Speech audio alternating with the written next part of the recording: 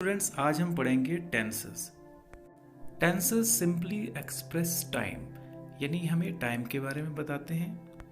यानी टाइम क्या होगा, या गुजरा हुआ, या जो चल रहा है, या वो आने वाला है। अब इसी बेस पे टेंसेस जो हैं वो 3 किस्म में डिवाइड की गई हैं: पास्ट, प्रेजेंट और फ्यूचर। गुजरे हुए वक्त को हम पास्ट कहते हैं, जो अभी चल रहा है उसे प्रेजेंट, और जो आने वाला वक्त है उसे फ्यूचर कहते हैं। बच्चों, हम जो भी बातें करते हैं उनमें जो भी हमारे सेंटेंसेस यूज़ होते हैं वो कहीं ना कहीं इन टेंसेस को एक्सप्रेस करते हैं। आप जो भी सेंटेंस बोलते हैं, अगर उसका जो आखिरी लफ्ज़ था, थी या थे हो, तो समझ लीजिए कि आप पास्ट टेंस की बात कर रहे हैं। और अगर कोई भी सेंटेंस जो आप बोल रहे हैं उसके आखिर में है, हूँ या हैं आता है, तो समझ लीजिए आप प्रेजेंट टेंस का सेंटेंस बोल रहे हैं। और अगर आपका सेंटेंस गा, गी या गे से ख़त्म होता है तो वो फ्यूचर टेंस का सेंटेंस होगा। जैसे मैं स्कूल जा रहा था, वो स्कूल जा रही थी, या हम स्कूल जा रहे थे। ऐसे कोई भी सेंटेंस जो हम बोलते हैं वो पास्ट टेंस के सेंटेंस हैं, क्योंकि इनके आखिर में था, थी या थे आ रहा है। मैं स्कूल जा रहा हूँ, वो स्कूल जा रही है, हम स्कूल जा रहे हैं। इस किस्म के सेंटेंस जिसके आखिर में हैं, है या हूँ आए, वो प्रेजेंट टेंस के सेंटेंसेस हैं। या हम ऐसा सेंटेंस कहें कि मैं स्कूल जाऊँगा, वो स्कूल जाएगी, या हम स्कूल जाएंगे, तो ये सब सेंटेंसेस जो हैं वो फ्यूचर टेंस के सेंटेंसेस होंगे। बच्चों, ये समझना बहुत ही ज़रूरी है और आपको मालूम होना चाहिए कि आप कौन सी टेंस का सेंटेंस बोल रहे हैं, क्योंकि जब आप उर्दू या हिंदी के सेंटेंसेस को इंग्लिश में कन्वर्ट करेंगे तो आपको कुछ रूल्स फॉलो करने पड़ेंगे, और वो रूल्स पर्टिकुलरली एक फिक्स्ड टेंस के लिए बने हुए हैं। इसलिए आपको मालूम होना चाहिए कि मैं जो बात कर रहा हूँ वो कौन से टेंस की बात कर रहा हूँ, ताकि आप प्रॉपर्ली वही रूल फॉलो करके उसको इंग्लिश में कन्वर्ट कर सको। आइए अब हम कुछ सेंटेंसेस की मदद से पास्ट टेंस, प्रेजेंट टेंस और फ्यूचर टेंस को कंपेयर करते हैं।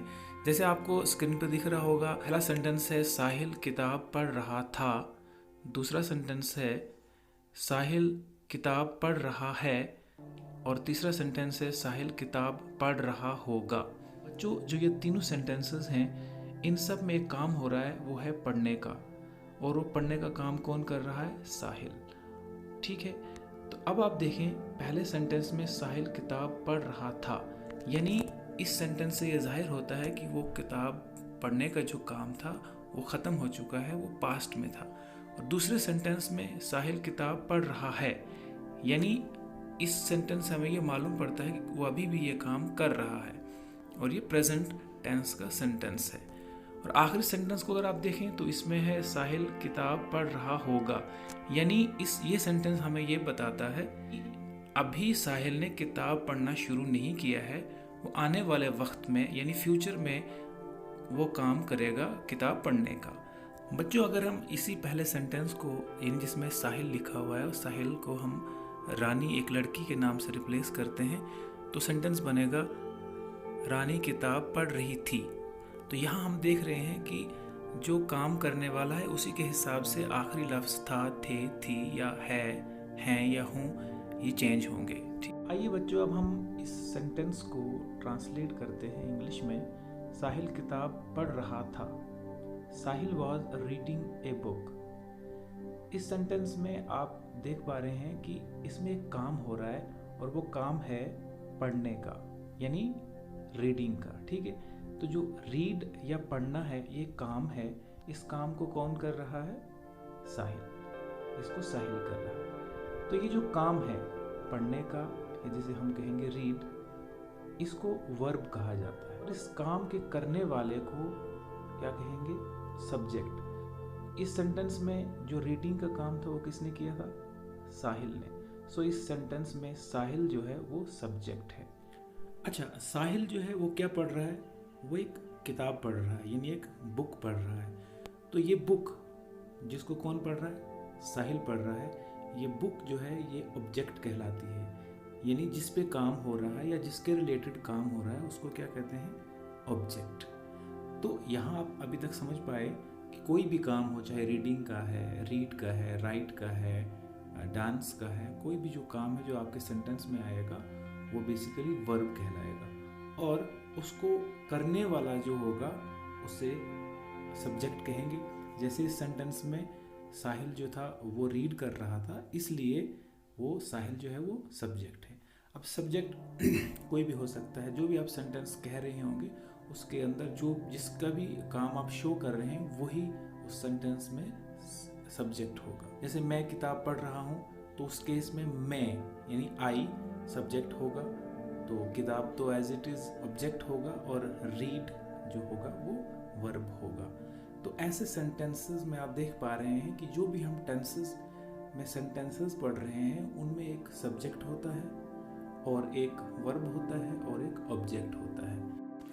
यानी इन सेंटेंसेस में एक काम होगा, एक काम करने वाला होगा और एक जिस पे काम किया जा रहा है। हाँ, एक ज़रूरी बात ये कि हर सेंटेंस में ज़रूरी नहीं कि एक ऑब्जेक्ट भी हो, ठीक है।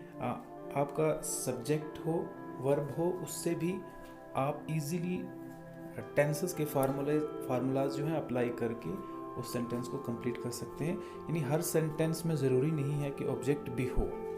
फॉर एग्जांपल हम एक ऐसा सेंटेंस कहते हैं जिसमें ऑब्जेक्ट नहीं है। सपोज हम कहते हैं वो खाता है, यानी ही ईट्स। अब वो क्या खाता है वो ज़रूरी नहीं कि हम हर सेंटेंस में इस्तेमाल करें। तो सिंपली वर्ब यानी खाना और सब्जेक्ट यानी ही का यूज़ करके हम इस सेंटेंस को कंप्लीट कर सकते हैं। सो बच्चों, आज हमने सीखा कि टेंसेस क्या होते हैं। टेंसेस हमने कहा कि वो सिंपली टाइम को रिफ्लेक्ट करते हैं, यानी क्या बीते हुए कल की बात कर रहे हैं हम, जो चल रहा है उसकी बात कर रहे हैं, या आने वाला वक्त है उसकी बात कर रहे हैं, जिसको हमने accordingly past tense, present tense और फ्यूचर टेंस कहा। हमने ये देखा कि वर्ब क्या होता है, सब्जेक्ट क्या होता है और ऑब्जेक्ट क्या होता है। हमने ये कहा कि आप सेंटेंस में जो भी काम शो कर रहे हो वो उस सेंटेंस का वर्ब है, और उस वर्ब को करने वाला यानी उस काम को करने वाला शख्स जो है वो सब्जेक्ट कहलाता है, और जिस पे वो काम हो रहा हो वो ऑब्जेक्ट होता है। बच्चों, आने वाली वीडियोस में हम समझेंगे कि फर्दर जो पास्ट टेंस, प्रेजेंट टेंस और फ्यूचर टेंस हैं उनकी जो सब टाइप्स हैं, यानी जो डिफरेंट टाइप ऑफ सेंटेंसेस जो पास्ट टेंस में आएंगे, प्रेजेंट टेंसेस में आएंगे और फ्यूचर टेंस में आएंगे, उनको भी हम आगे समझेंगे। और उसके साथ साथ फिर रूल्स भी समझेंगे कि किस तरीके से हम उन हिंदी या उर्दू के सेंटेंसेस को इंग्लिश में कन्वर्ट करें।